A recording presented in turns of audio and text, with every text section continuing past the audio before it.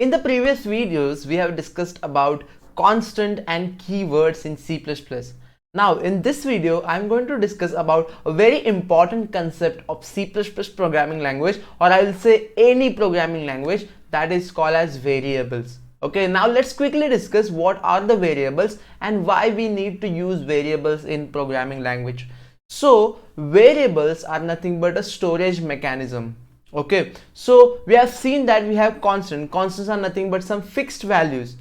So whenever we have to store these fixed value into the memory, in that case we'll need variables. So what is a variable? Variable is a storage mechanism for our constant. See, constant is just a value, it's just some value, but we need to keep that value somewhere.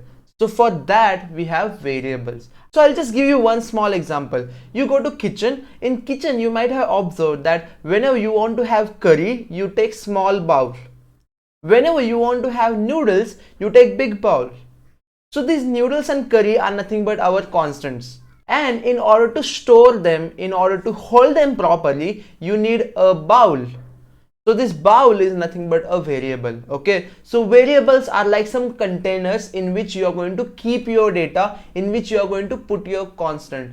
That's it. I mean, that easy it is. So what is a variable? Variable is a container. Variable is a memory mechanism or storage mechanism by which you can store your constant, by which you can store your data in the memory. Now let's go back to the same example that I gave you. See, in order to take curry in a bowl, the bowl will be of little smaller size. Just observe. See, this is from our day-to-day life. See, whenever you take curry, the bowl will be little smaller. But whenever you take noodles, the bowl will be little bit bigger. So what is happening over here? Depending on the type of data or depending on the item that you are going to store or you want to hold, the container is going to be different. Similarly, in the programming as well, depending on type of the constant. See, we can have constants of various type. We can have integer constant, we can have character constant, we can have float constant. They are going to be of different types. So depending on type of the constant, the container or the storage that you need for them is going to be different. And that's the reason for each and every data type, we are going to have different sizes for the variable. See, character is going to need separate mechanism for storing. So character data type is different, integer data type is different, float data type is different. So that's why whenever we talk in terms of programming, each and every data type, whenever we create variables for them, the variable size can be different. So on my screen, just to make things simpler, what I have done is I have drawn different sizes of the container. You can see character.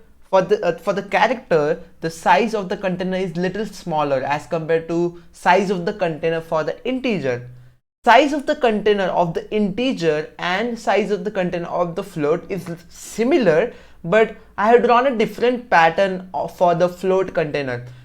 See, as and when we will go ahead in this module and when I will explain you how integers are stored in the memory, how characters are stored in the memory, and in the next video when we will discuss about range of each and every data type, at that time you will get more idea about all these things. But right now just remember, whenever you create variables for different data types, for each and every data type, the variable is going to be different in terms of the size, different in terms of how the data is getting stored in the variable. So it's going to be different for different data types. This is very important point. You can always remember, for character the variable size is going to be little less because we have limited characters, but for the integer the variable size is going to be little bigger as compared to the character because we have infinite number. See, obviously we cannot store any number with like any size or with any number of digits because in our machine we have limited memory, so we need to have some upper limit for the storage.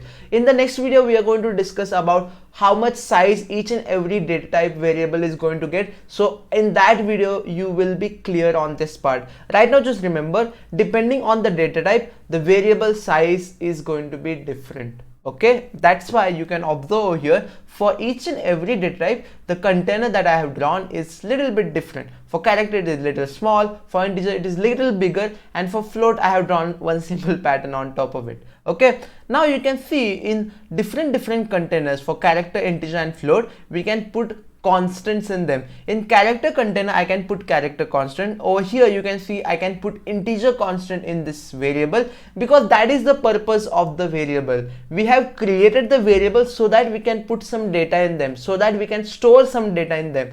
So that's why you can see for float we can store float constant. So in this way we can create the containers and we can store some constants in them.